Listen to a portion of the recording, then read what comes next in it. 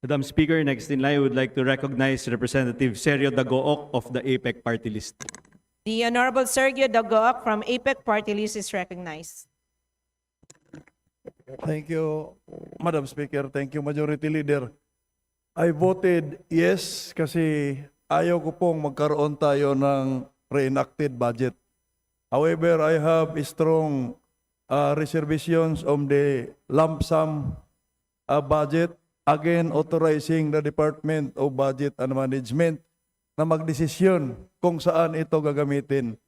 Madam Speaker, I understand yung gamit niya pang-emergency dahil hindi naman natin alam kung kailan mangyari iyon. However, if that emergency is intended for social services, pwede naman nating ilagay yung amount na yon sa respective agencies that is executing social services, implementing social services. Bakit kailangan ang magdesisyon ang Department of Budget and Management or kung sino-sino? Malinaw naman sa ating saligang batas na tayo po ang may power of the purse. Tayo po dapat ang nagdesisyon magkano yung mapunta sa Office of Civil Defense, magkano yung mapunta sa Department of Health at sa ibang mga agency na gumagawa po ng mga ganon bagay. So, on the other hand, I agree also with a representative ko, although I appreciate nung dinagdagan natin yung pondo ng edukasyon, pero mukhang mayroon pa rin tayong pagkukulang. Ako po ay working student, Madam Speaker, mula sa simula hanggang nakatapos ako, naglalineman ako. Kaya ganon ko po kamahal ang edukasyon. Without it, hindi po ako makarating dito. Kaya naliliitan pa rin po ako sa pundo ng edukasyon from basic to higher education. Thank you, Madam Speaker. Majority Leader. May we recognize the Minority Floor Leader, Representative Marcelino C. Libanan, Party List 4PS. The Honorable Minority Floor Leader Marcelino Libanan from the 4Ps Party List is recognized. Thank you, Madam Speaker. Madam Speaker, distinguished colleagues, while I am voting yes, the passage of the 2026 General Appropriations Bill, I would like to register my strong reservation with respect to the continued and unjustified presence of unprogrammed appropriations amounting to 243.2 billion. What was once conceived as a limited standby authority for contingencies has now evolved into a parallel budget system, a mechanism that undermines transparency, fiscal discipline, and the constitutional power of the purse vested in Congress. When we examine the details, we find that these so-called unprogrammed items are not contingencies at all. They include 50 billion for the revised AFP modernization program, 93.3 billion for the support to foreign-assisted projects, and 35.7 billion for the government of the Philippines counterpart funding for foreign-assisted projects, all of which are pre-planned recurring obligations that should rightly form part of the program budget, whereas a portion of the appropriated budget for the AFP would, in effect, become excess funds, allowing realignments and releases outside of congressional scrutiny. By parking these amounts under the unprogrammed operations, we are effectively giving the executive a blanket check worth almost $250 billion pesos beyond the reach of full legislative oversight. In recent years, unprogrammed appropriations have ballooned from 251.6 billion in 2022, 807.1 billion in 2023, 731.4 billion in 2024, and with 363.4 billion in 2025, thus amounting to around 2 trillion in the last 4 budgets.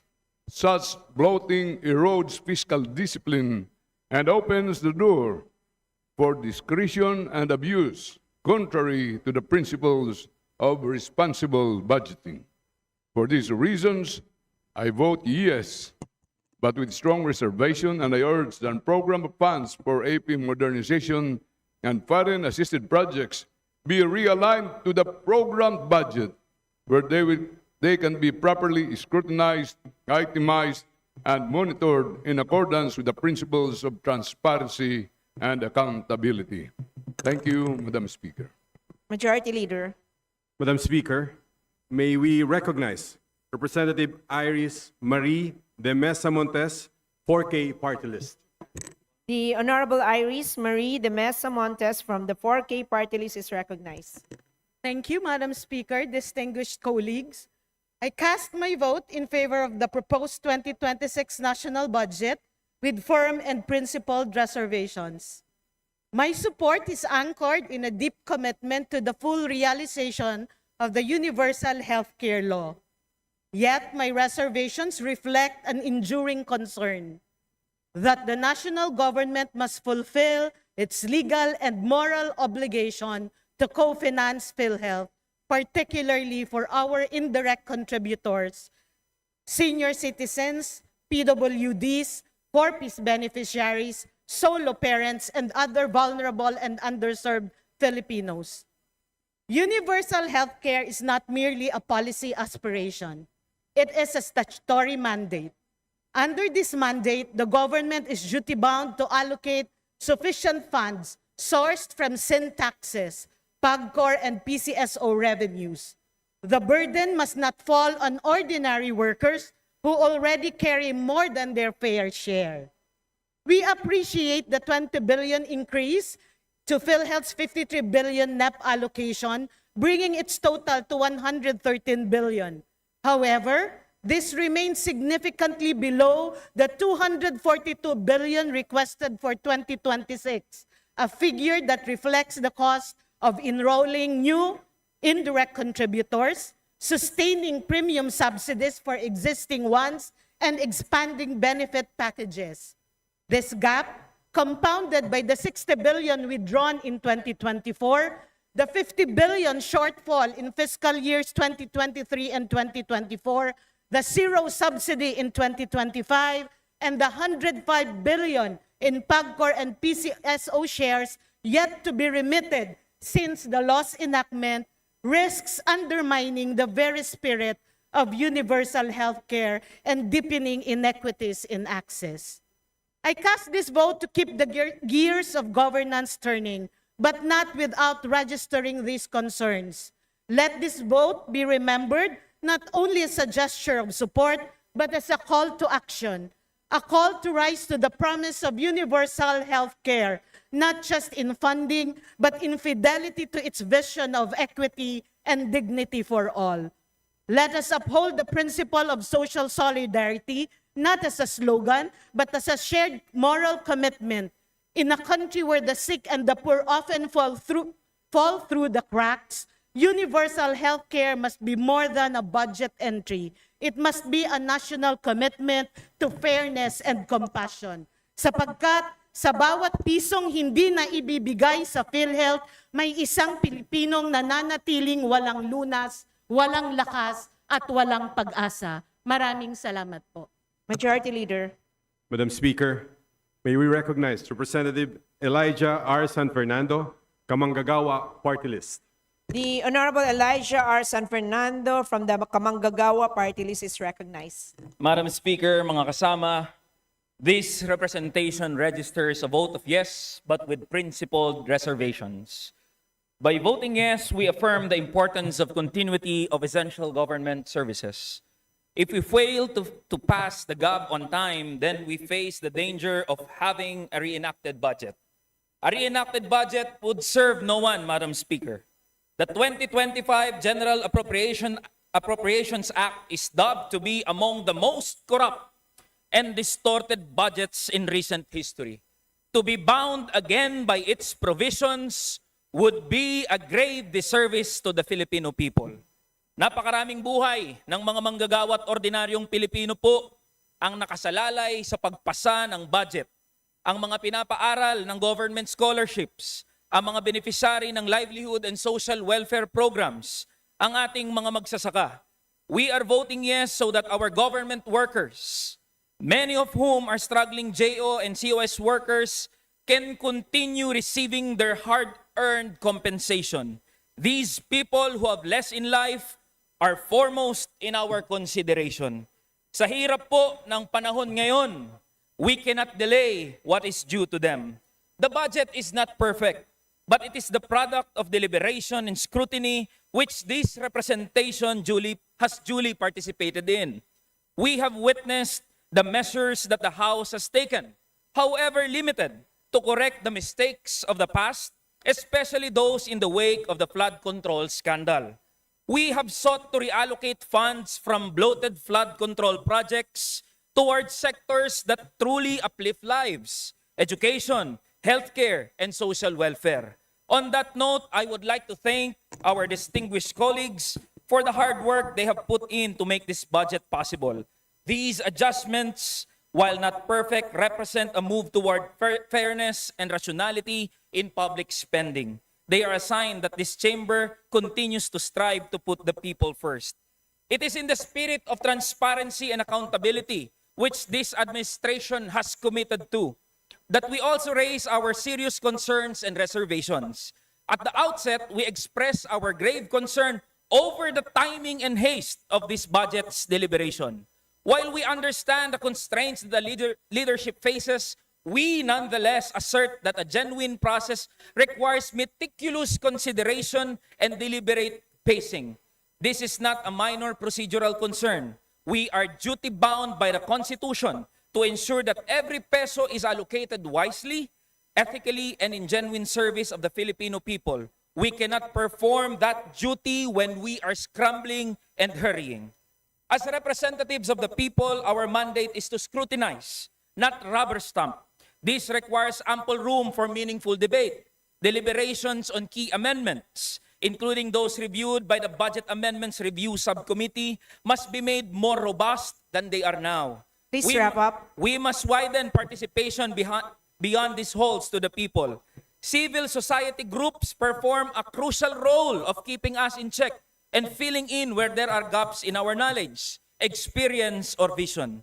Their participation is key to ground our budget in the everyday realities of our people. And such participation must be meaningful, not tokenistic. This means more than invitations to hearings. It means access to budget documents, the right to speak and be heard in deliberations, and the actual integration of their inputs into the budget framework. Dapat ramdam ng mga manggagawa at ordinaryong Pilipino na sila ay napakikinggan at tunay nakasali sa proseso, sa resulta at sa paggamit ng pondo ng bayan. I'm wrapping up, Madam Speaker. Madam Speaker, we are hoping that this House pushes for the decreased reliance on discretionary spending and on programmed appropriations, such as those found in the 2026 budget. Pagsumikapan ho natin na tuluyang mawala ang mga pork barrel type allocations. These funds are prone to corruption and contribute to the weakening trust of people in the government institutions. Instead of reinforcing social services, these programs risk entrenching dependency and selective distribution of public aid. The persistence of unprogrammed appropriations also remains an urgent concern. These funds, which depend on uncertain financing sources, create vast opportunities for discretion and abuse. They undermine the principle of accountability, weaken congressional control, and blur the line between fiscal management and political accommodation. While deliberating in these halls, a danger we could fall into is the reduction of public funds into abstract numbers. Kung kaharap mo ay papel lamang, napakadali pong imungkahi na magdagdag o magbawas ng 100 milyong piso sa mga budget ng ahensya ng gobyerno. Pero hindi ito numero lang. These figures reflect actual lives, families, and jobs. And so the challenge to us representatives of the people is to step out and witness the genuine implications that these changes make in the people's lives. Tayo po ay lumabas sa ating mga opisina at magmasid. We hope that the concerns we have raised over the deliberation cycle, which are born out of consultation and study, resonate among our colleagues. Madam Speaker, in this budget cycle, we have learned invaluable lessons about haste, about opacity, and about the need for courage in fiscal scrutiny. And from this learning, this representation, Madam Speaker, vows to be fiercer, bolder, and more unapologetic in the months and years ahead. We will continue to fiscalize, to question, and to demand transparency and justice in every peso appropriated and spent. Ang representasyong ito po ay tumitindig para sa mas mapanuring Kongreso at para sa budget na tunay na magsisilbi sa mga manggagawa at ordinaryong Pilipino. And with all this said, we vote to affirm this budget but with these reservations. Maraming salamat po, Madam Speaker, at mga kasama sa Kongreso. Majority Leader. Madam Speaker, may we recognize Representative Jesus Manuel Bong Suntay from the 4th District of Quezon City. The Honorable Jesus Manuel Bong Suntay from the 4th District of Quezon City is recognized. Madam Speaker, distinguished colleagues, I voted yes to the passage of House Bill number 4058 because I firmly believe that the government must continue to function and deliver for our people. Sa panahong marami ang naghihirap, nagkakasakit, walang trabaho at patuloy na tumataas ang presyo ng bilihin, ang huling dapat mangyari ay ang paghinto ng serbisyo ng pamahalaan.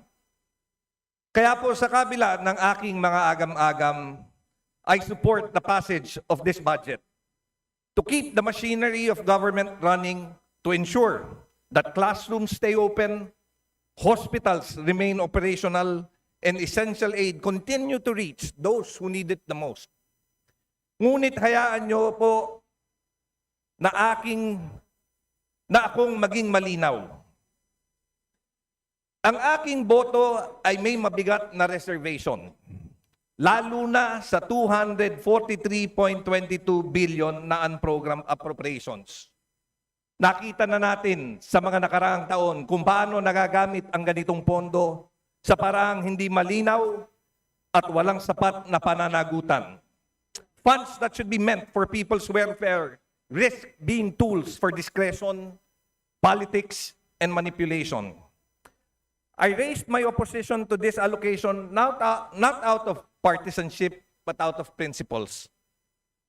Because every peso of public money must be traceable, transparent, and accountable to the Filipino people. Madam Speaker, my vote today is an appeal for better governance, for a budget process that truly reflects the values of honesty, fairness, and service. Ang budget po ay hindi lamang listahan ng gastusin. Ito ay salamin ng ating malasakit sa mamamayan.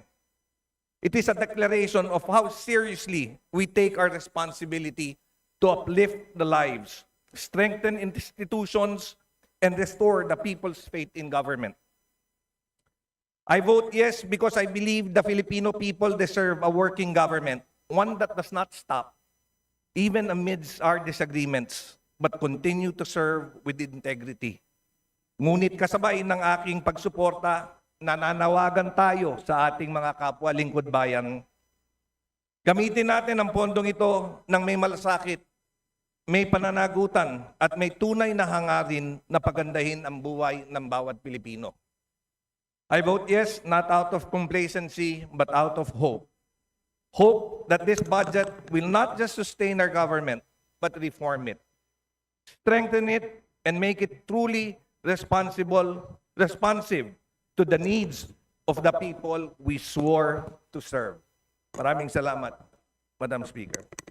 I move to immediately transmit to the Senate all the bills that we have just approved on third reading. So move, Madam Speaker. There's a motion to immediately transmit to the Senate all the bills that we have just approved on third reading. Is there any objection? The chair hears none. The motion is approved.